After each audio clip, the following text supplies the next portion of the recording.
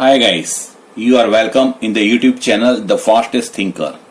Guys, आज हम बात करेंगे इंग्लिश ग्रामर के महत्व के चैप्टर वॉइस की, जिसमें हम असर्टिव सेंटेंस के एक्टिव वॉइस, पैसिव वॉइस की बात करेंगे।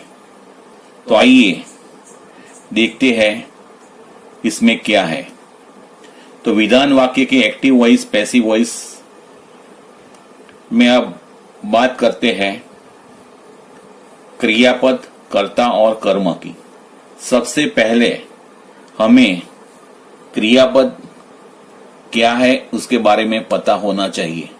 तो क्रियापद यानी क्रिया दर्शाने वाला शब्द। हमारे असर्टिव सेंटेंस के अंदर जो शब्द क्रिया दर्शाता है उसे हम क्रियापद कहते हैं। बाद में दूसरा शब्द आता है कर्ता, यानी क्रिया करने वाला शब्द। क्रिया को कौन या किसने, ऐसे प्रश्न पूछने से हमें मिलता है कर्ता। तो इस तरह हमें कर्ता खोजने का है। और उससे अगत्य की बात है कर्म खोजने की। कर्म तो जिस पर क्रिया होती है वह शब्द। तो क्रियापद को दो प्रश्न हम पूछ सकते हैं, क्या और किसे। ऐसे दो प्रश्न पूछने से हमें मिलता है कर्म। फॉर एग्जाम्पल, महेश हिमालय पर रहते हैं। महेश हिमालय पर रहते हैं। तो उसमें क्रियापद क्या है? तो क्रिया है रहने की, तो रहते हैं ये वर्ड है क्रियापद। कर्ता क्या है? तो कौन रहता है, हमें प्रश्न पूछने का है। रहने की क्रिया कौन करता है? तो महेश। तो महेश करता है। क्या रहता है? तो जवाब नहीं मिलता हमें। किसे रहता है? जवाब नहीं मिलता, तो कर्म है नहीं। तो ऐसे वाक्य को अकर्मी वाक्य कहते हैं। अब यह दूसरा सेंटेंस, विष्णु ने ब्रह्मा को त्रिशूल दिया। क्रिया कौन सी है? क्रियापद दिया। तो देने की क्रिया होती है। किसने दिया? जो किसने दिया, तो विष्णु ने दिया, तो विष्णु करता है। क्या दिया? तो आंसर मिलता है त्रिशूल दिया, तो त्रिशूल कर्म है। किसे दिया? ब्रह्मा को दिया, तो ब्रह्मा भी कर्म बनता है। तो इस प्रकार इस वाक्य में दो कर्म है, तो उसे द्विकर्मी वाक्य कहते हैं। अब बात करते हैं वॉइस। वॉइस के अंदर दो भाग हैं, active voice, passive voice. Active voice यानी कर्तरी प्रयोग, कर्ता से शुरू होता है। पैसिव वॉइस यानी कर्मणी प्रयोग, कर्म से शुरू होता है। कई बार हमें व्यवहार के अंदर ऐसे वाक्य बोलने पड़ते हैं। अब बहुत इजी तरीके से याद रखने का है, तो जो फर्स्ट वाला शब्द क्रिया नहीं करता है तो वो कर्मणी प्रयोग है, पैसिव वॉइस है। फर्स्ट वाला शब्द क्रिया नहीं करता है तो जो प्रयोग है एक कर्मणी प्रयोग है, यानी पैसिव वॉइस है। अब एक्टिव वॉइस और पैसिव वॉइस करने के लिए हमें क्या याद रखने का है? तो हमें ये टेबल पूरा याद रखने का है। तो टेबल में क्या है, तो अब देखते हैं कितने फेरफार करने पड़ेंगे। तो क्रियापद के अंदर होने वाले सभी फेरफार यहां दर्शाए हैं। तो एक्टिव वॉइस के अंदर क्या होगा, तो हम पैसिव वॉइस में क्या करेंगे।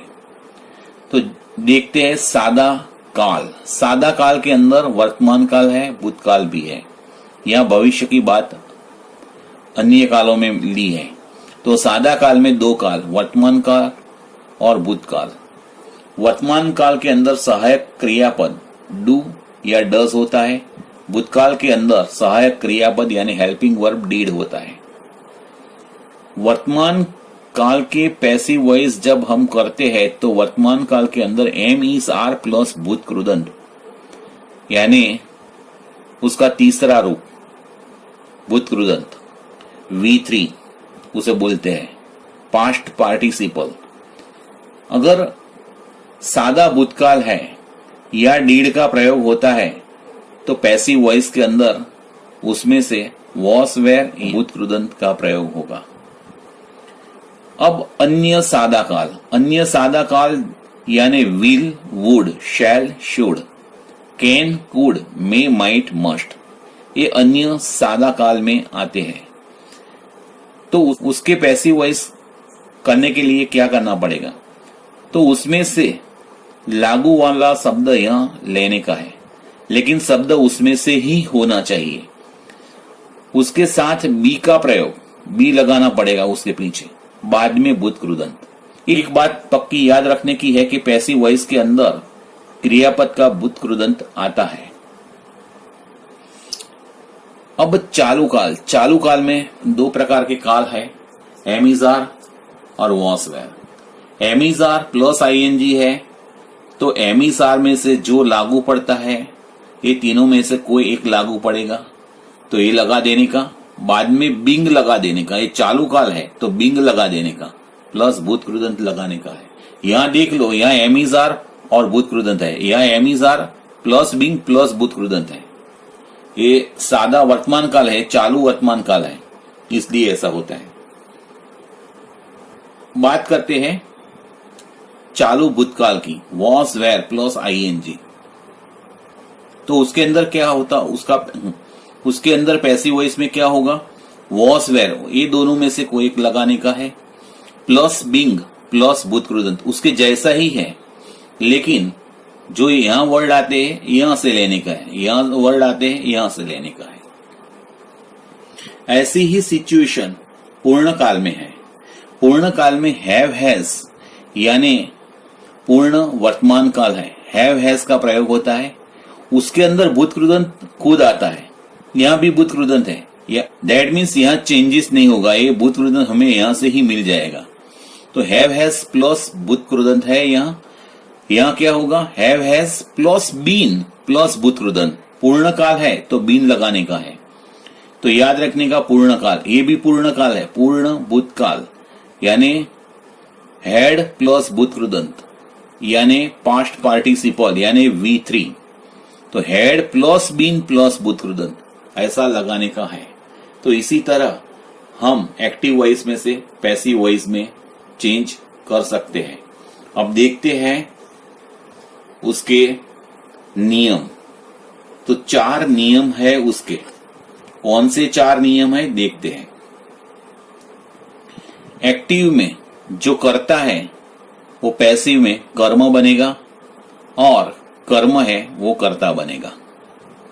दूसरा, क्रियापद के फेरफार ये ऊपर वाले टेबल के अनुसार होगा, यानी ये तो टेबल को पक्का करने का है।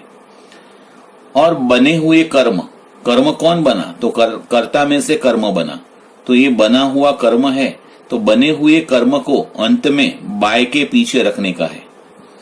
याद रखने का है, उसके रूल्स है। वाक्य तो बाद में आएंगे। अब देखते हैं उसकी रचना एक्टिव वॉइस की और पैसिव वॉइस की। एक्टिव वॉइस के अंदर कर्ता यानी क्रिया करने वाला शब्द प्रथम आएगा, बाद में क्रियापद के स्वरूप के बारे में बात है, बाद में कर्म, बाद में बाकी वाला वाक्य। अब देखते हैं कर्ता वो क्या बन गया? कर्म। और ये बने हुए कर्म को हम बाय के पीछे रखेंगे, बाकी वाला वाक्य यहां रखेंगे।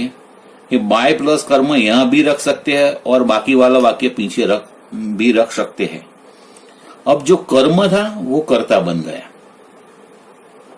और ये जो फेरफार है, ये फेरफार ये टेबल के अनुसार होगा। तो इसी तरह एक्टिव में से पैसिव होता है। अब उसके दूसरे पार्ट में एक्टिव में से पैसिव और पैसिव में से एक्टिव की बात करेंगे। Thank you for watching the video.